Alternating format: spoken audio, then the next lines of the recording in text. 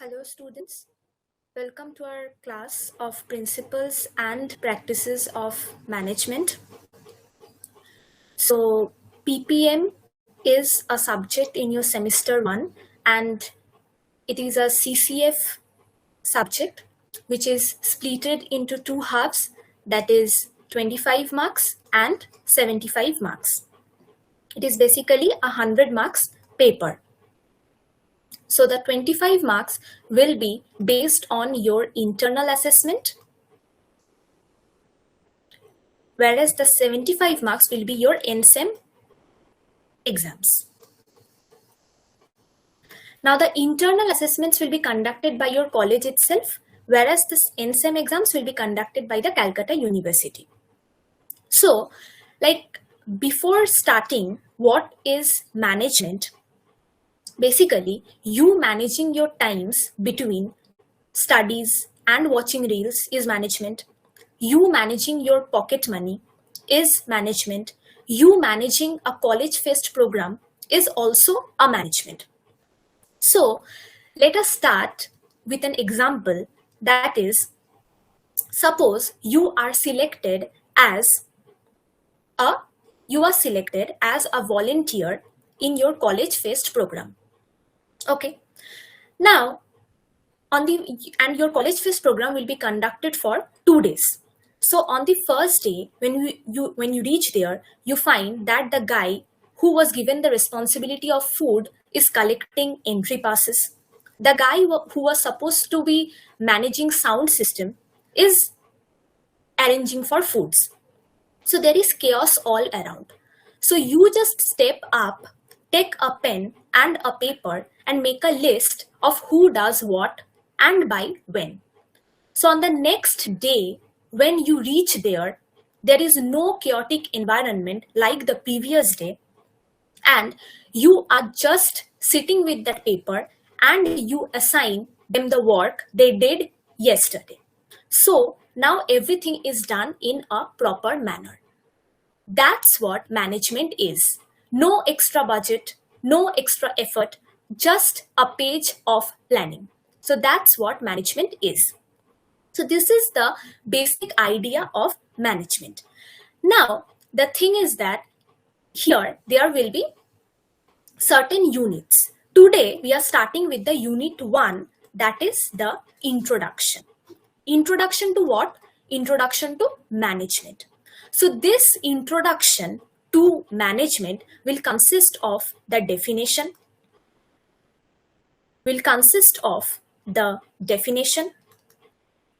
the features, the importances, the levels, the functions, and the theories of management. So in today's class, we will cover these definition, features, importances, levels, and functions of management.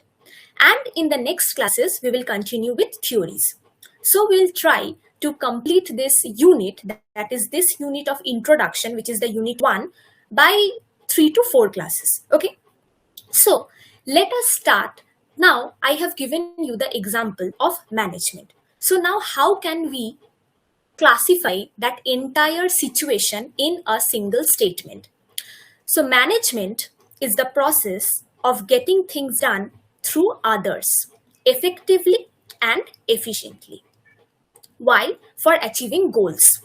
So when you are making things done in a proper manner, that requires proper planning, that requires making of some strategies, all these things, they are all included in management. So management is based on basically two words, that is efficiency and effectiveness. Suppose before an exam, if you're studying for 10 hours daily but still you fail in the exam, are you efficient or are you effective? Neither. But management needs both, that is efficiency and effectiveness. So basically, efficiency means doing things right. Doing things right means whenever you are performing a job or doing any kind of activity, at one single time you are doing it very right. So that means it will result in less wastages, right? Less wastages means less time and less cost, right? So that's what efficiency is. And effectiveness means doing right things. The activities which you are performing will be directed towards one goal, one objective. That is what effectiveness is. So achieving goals is what effectiveness is. Now, so for management, two things should be kept in mind, that is efficiency and effectiveness. Now, there are certain features of management. So, what are the certain features of management? Certain features of management are systematic knowledge, practical application, personal skills, code of conduct, and formal degree. Now, systematic knowledge. Why is systematic knowledge a feature of management? Because it requires observations, it requires studies. You cannot just suddenly start managing things. You should have a prior knowledge. That is the knowledge that you can apply for managing things. So that's what systematic knowledge is. Then comes practical application. You have a knowledge of a thing, but you should apply that. Why you should apply that? To solve real life problems. If you have knowledge but you are not applying it anywhere, it is of no use. So you should apply that knowledge. That's what practical application is, and management requires this practical application of knowledges. Then comes personal skills. Now suppose, imagine if in a company there is a manager who doesn't communicate with each other. बंदा अपने आप बैठा रहता है, किसी से communicate नहीं करता है, किसी से बात नहीं करता है. So it does not reflect communication skills. He is not able to motivate his employees because he's not speaking with them. So that does not imply any kind of personal skills. For a manager, it is necessary to have personal skills like communication skills, leadership qualities, teamwork, etc. नहीं तो वो काम कैसे करवाएगा दूसरों से? So personal skills is also an important aspect of management. Then comes code of conduct. Code of conduct means, suppose if as a person I am working in a company, I should have certain ethical behavior in myself. That is, I will stay honest, I will stay fair. All these are ethics of a manager or a person itself.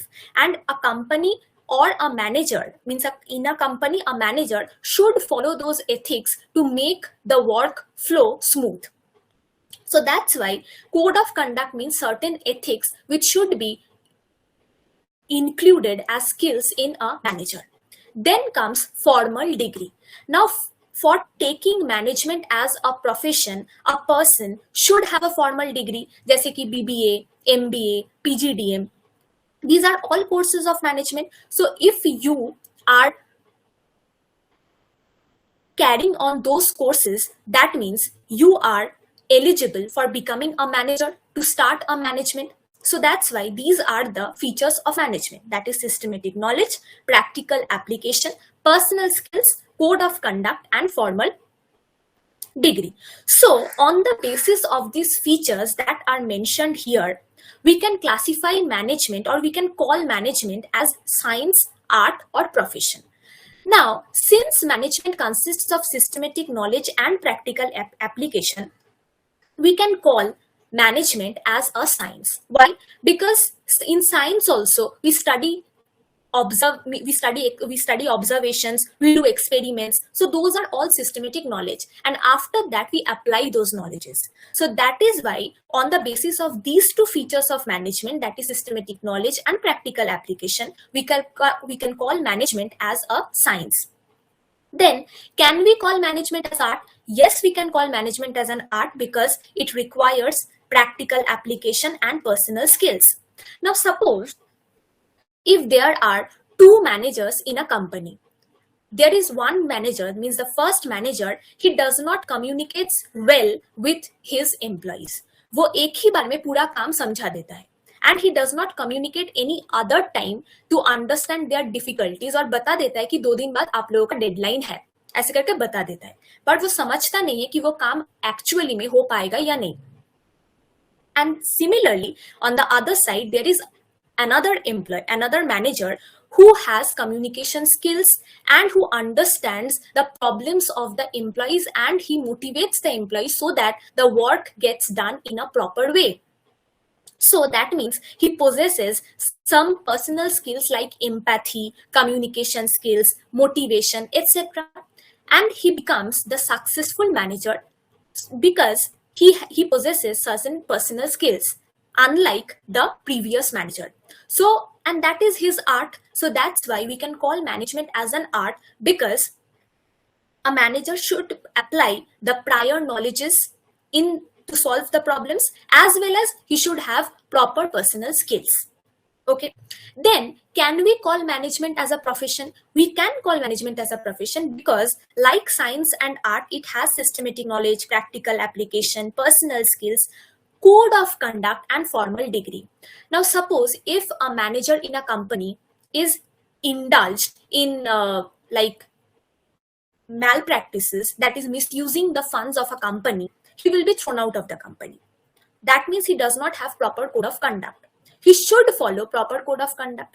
And formal degree required means to take management as a profession, as I have said before, that formal degrees like BBA, MBA are required. So that's why we can call management as a profession also. Okay, so we can call management as both science and art. We can call management as both science and art and an emerging profession.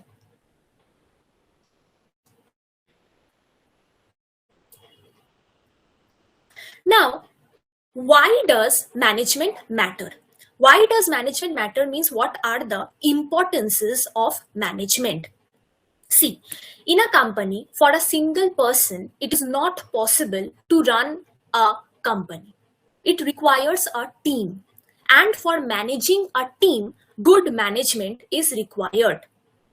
Management means understanding the employees, understanding the work properly, understanding the goals properly. So for all these things, team is required, and for managing team, good team management is required. And why all these management is required? To achieve the goals of a company. So for achieving goals of a company, organizational goals or the group goals of a company, management is an important thing. Then comes optimum use of resources. Now, in the definition itself of management, we have seen two words, that is efficiency and effectiveness. Whenever we are performing any work efficiently, it results in less wastages and less time. So that means I no need to choose any other alternative. My time is saved and I am using my resources in the best possible way. That utilization of resources in the best possible way is termed as optimum utilization, where I can use my resources the way they are needed. And as I am using my resources the way they are needed, the way they are required, that means there will be less cost or less time. So it helps in reduction of costs too. Now, management also ensures survival and growth. But how? See, Yahoo was created before Google, that is 4 to 5 years before Google. Yahoo had money, had talent, had technology, but still we cannot find Yahoo nowadays. Google is everywhere. Why? Because good management. Since Google have good management, it is everywhere. That's why a good management system matters, because it ensures survival and growth. Survival where? Survival in the competition market, in the dynamic business environment. So that's why management is important. Now, what are the functions of managers? What do the managers actually do? Now, there are certain functions which the managers perform. What are the certain functions which the managers perform? Like they set goals, they create a roadmap before starting a journey. Suppose before starting this chapter, I told you that today we are covering the definitions, the functions, the objectives, the levels, the theories of management, right? So that was a roadmap before starting this unit. Similarly, for achieving the goals properly, the managers also create certain roadmap that how the work should be performed. That is setting goals. They make strategies. Why they make strategies? So that they can beat their competitors and they can survive in the flexible business environment, right? So that's why planning is done. So all these functions, that is setting goals, making strategies, creating roadmap, making strategies like to beat the competitors, all these are classified under planning. Then comes, now after the top managers or the managers have made their roadmap, made the plans of how the work will be conducted, they arrange the resources for specific departments, because a company will have several departments. Sales department हो गया, marketing department हो गया, research and development हो गया, production हो गया. So for all these departments, they require certain resources, raw materials, people, all these things. And the companies or the managers have to arrange the resources in such a way so that they can contribute to achieving the goals of the company, and also they can execute the plans effectively. तो उसके लिए जो resources जरूरत होता है, that is done in the organizing stage, organizing function. Now, जैसे कि I came to know about the resources that is required in several, like in the departments of the company.